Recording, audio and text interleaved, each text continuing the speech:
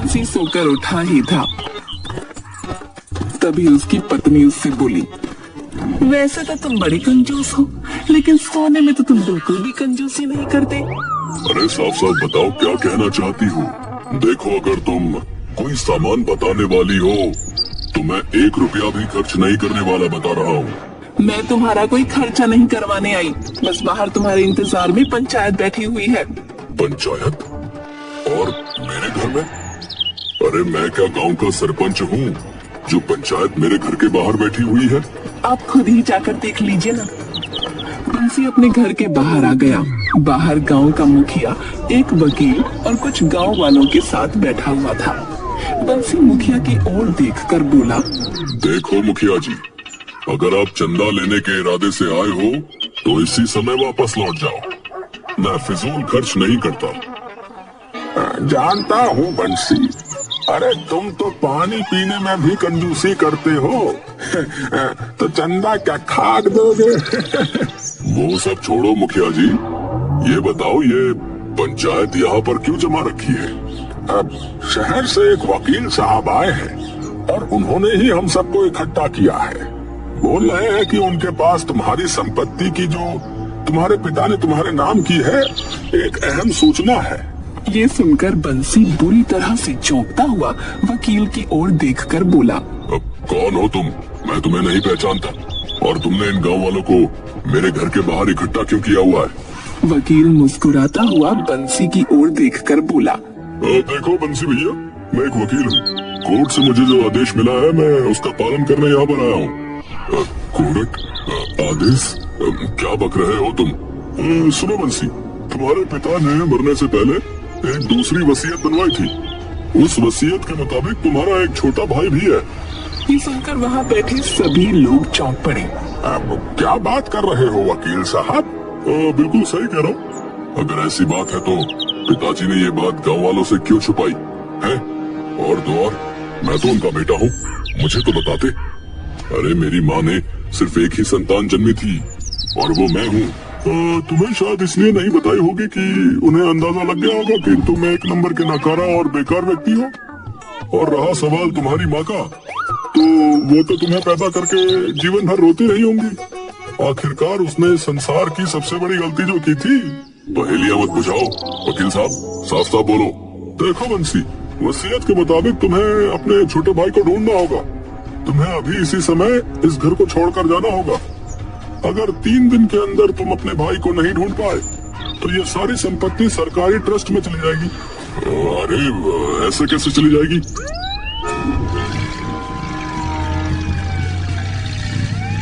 तभी वहाँ पर पुलिस की एक जीप आकर खड़ी हो गई। वकील मुस्कुराता हुआ बंसी की ओर देखकर बोला, बंसी, तुम्हारी जानकारी के लिए तुम्हें बता दूं कि तुम्हारा सौतेला भाई सिर्फ 1.5 फुट का है और उसकी आंखें किसी धूर्त बिल्ली की तरह है। अरे उसकी कोई तस्वीर तो होगी? नहीं, उसकी कोई तस्वीर वस्वीर नहीं है। इन पुलिस वालों को देख रहे हो? अगर तुम अपने सौतेले भाई को नहीं ढूंढ पाए तो ये मार मार कर तुम्हें धक्के देकर तुम्हारे ही घर से बाहर निकाल देंगे। तुम्हारा समय शुरू होता है अभी से। बंसी सुनकर अपना सर पकड़कर बैठ गया और मन ही मन बोला, हे भगवान, ये बैठे बिठाए क्या गांठ लग गई। तभी बंसी की पत्नी वहाँ आकर बंसी से बोली, बोला था ना कि धर्म कर्म में कुछ रुपए खर्च किया करो, मगर तुम्हारा तो बस चले तो तुम अपना ही शरीर का मैल भी किसी को ना दो। अब जाकर ढूंढो अपने सौतेले 1.5 फुटिए भाई को। बंसी चुपचाप अपने घर से बाहर चला गया।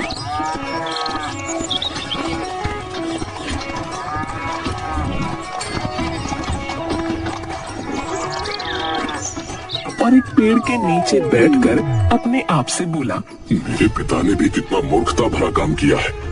एक तो मेरे सर पर सौतेले भाई को बिठा दिया, वो भी 1.5 फुटिया, और ऊपर से उसकी कोई तस्वीर भी नहीं है। अरे आखिर इतनी बड़ी दुनिया में उसे कहाँ ढूंढूं? तभी बंसी की नजर एक पेड़ के नीचे एक नाटे पर पड़ी जो कि आराम से अमरूद खा रहा था। बंसी उसे गौर से देखता हुआ अपने आप से बोला, इसका तो हुलिया बिल्कुल वैसा ही है जैसा कि मेरे पिता ने वसीयत में दिखाया है। क्यों ना मैं इसे ही अपने गांव ले चलूं? वैसे भी मेरे 1.5 फुटिए भाई की कोई तस्वीर तो है नहीं। बंसी चुपचाप उस नाटे व्यक्ति के पास जाकर बोला, क्या नाम है तुम्हारा? मेरा नाम गबरू है, लेकिन तू क्यों पूछ रहा है मुझसे? अबे अबे कौन है बे तू? मेरा नाम बंसी है। अच्छा, तो तू वही बंसी है जिसके कंजूसी के चर्चे न्यूज में और अखबारों में छपते रहते हैं ना? मेरा एक काम करोगे? अबे ओ लपड़ झंडू, अबे मैं किसी का मुफ्त में कोई काम नहीं करता, समझा? बंसी रोते हुए गबरू को सारी घटना बताते हुए बोला,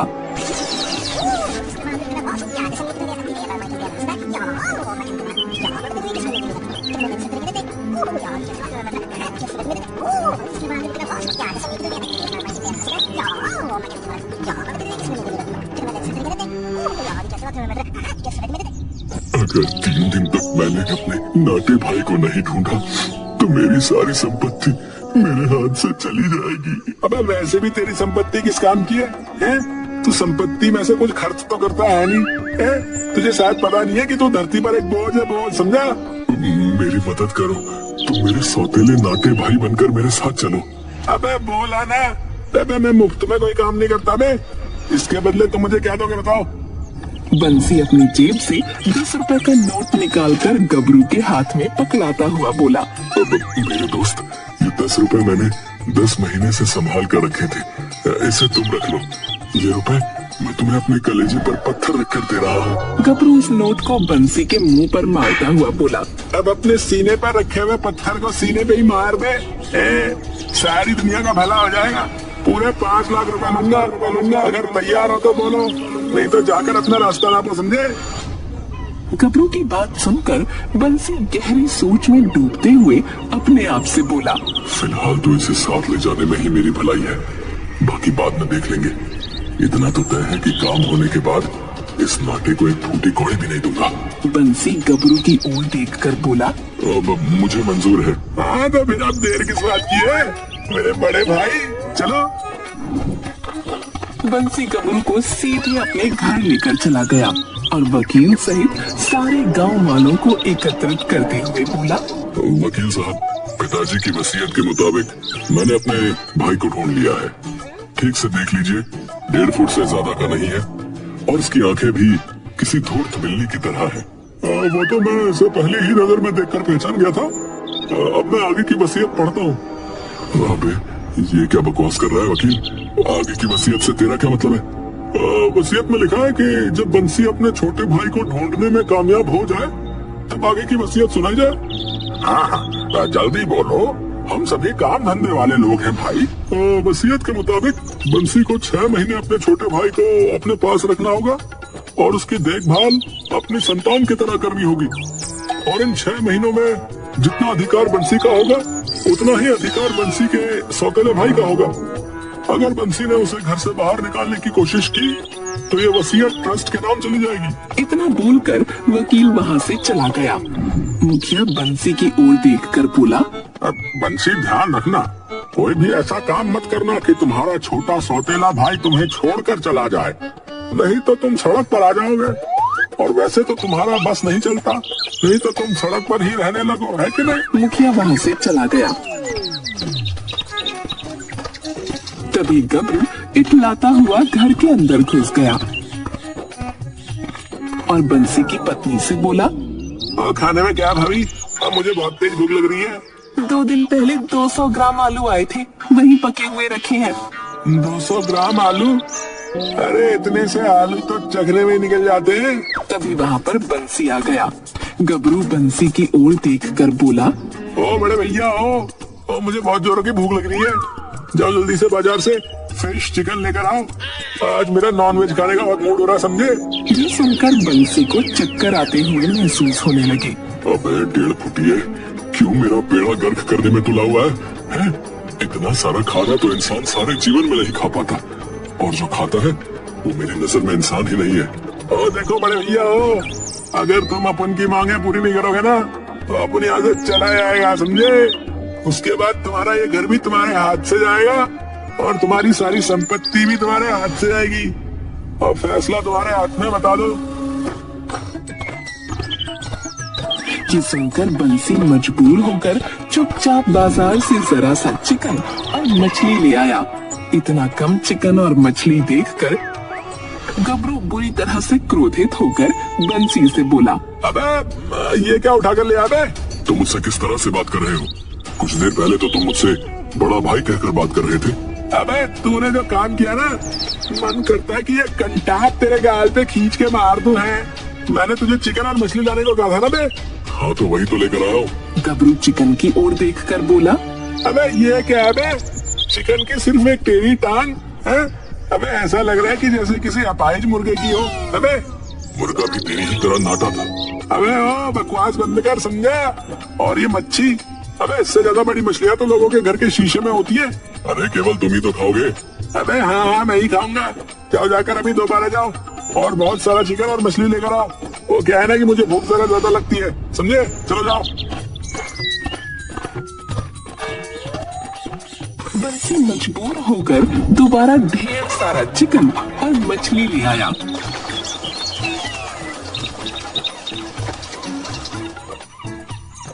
कुछ देर बाद गबरू बंसी की पत्नी के साथ चिकन और मछली का आनंद उठा रहा था। बंसी की पत्नी खाते हुए गबरू से बोली, तुम दोनों भाइयों में कितना अंतर है? मैं समझा नहीं भाभी। अरे एक मेरे पति है, एक नंबर के कंजूस, और एक तुम हो। तुम्हें पता है ना, पूरे 10 वर्ष बाद मैं मच्छी और चिकन का स्वाद चख रही हूँ।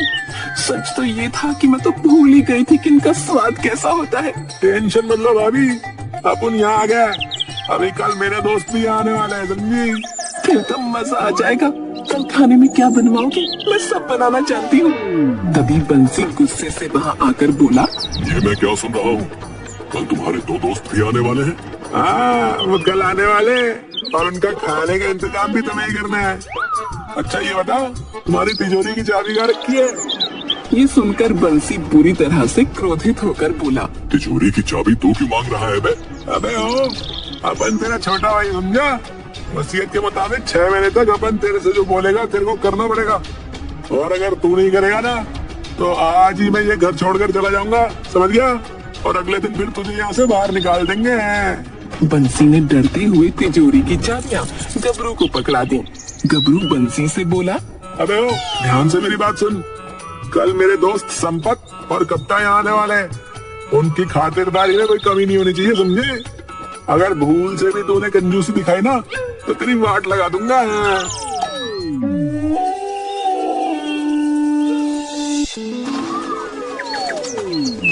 अगले दिन संपत और कप्ता बंसी के घर पहुंच गए। संपत और कप्ता को देखकर गबरू खुश होता हुआ बोला, अरे यार भाई, तुम दोनों को आने में कोई तकलीफ तो नहीं हुई ना यार भाई? कोई तकलीफ नहीं हुई। संपत भाई सही कह रहे हैं गबरू, हमें हमारा हिस्सा लेने के लिए यहाँ आना ही था। ये सुनकर गबरू बुरी तरह से घबरा गया और बंसी बुरी तरह से चौंक पड़ा। क्या कहना चाहते हो तुम? अरे कुछ नहीं, वो सिर्फ ये कहना चाहते हैं कि एक दोस्त के प्यार के हिस्से के लिए तो उन्हें यहाँ आना ही था। गबरू सही कह रहा है। अबे इन दोनों का बिस्तर मेरे कमरे में लगवा दो बड़े भैया।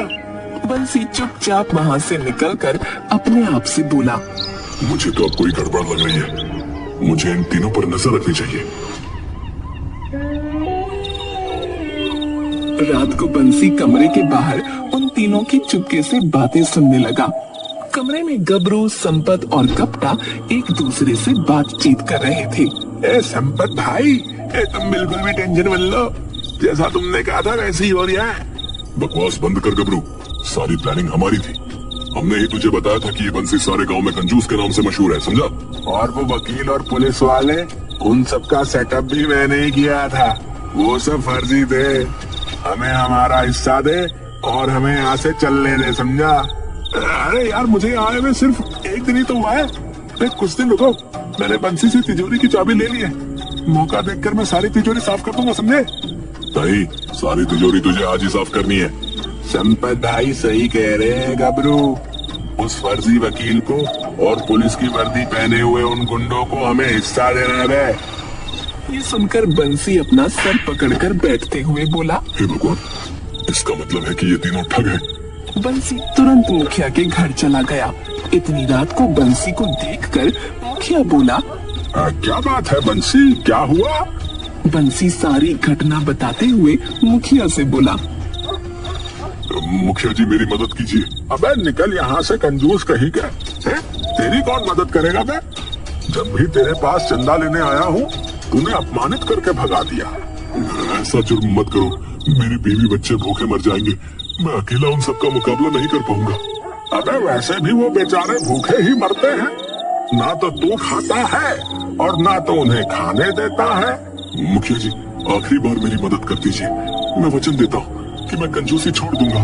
अबे ऐसा तू 550 बार बोल चुका है। तो 551वीं बार भी मेरी बात का विश्वास कर लीजिए। मुखिया को बंसी पर तरस आ गया। ठीक है चलो।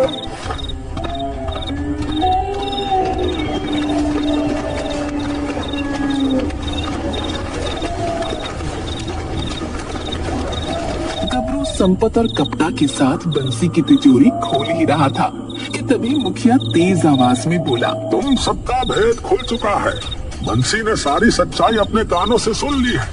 ये सुनकर गबरू, संपत और कपटा बुरी तरह से घबरा गए। उन तीनों ने जैसे ही पलट कर देखा तो सामने गांव वाले लाठी और डंडे लेकर खड़े हुए थे। गबरू संपत और कपटा की ओर देखकर बोला। अबे मूर्खो, अबे इसीलिए मैं कहता था कि कुछ दिन रुक जाओ, लेकिन नहीं, तुम्हें सारा का सारा पैसा अभी चाहिए था। अब ले लो पैसा। लगता है मेरा अमीर बनने का सपना अधूरा रह जाएगा। मुखिया चीखते हुए गांव वालों से बोला। देखते क्या हो, मारो इन सबको।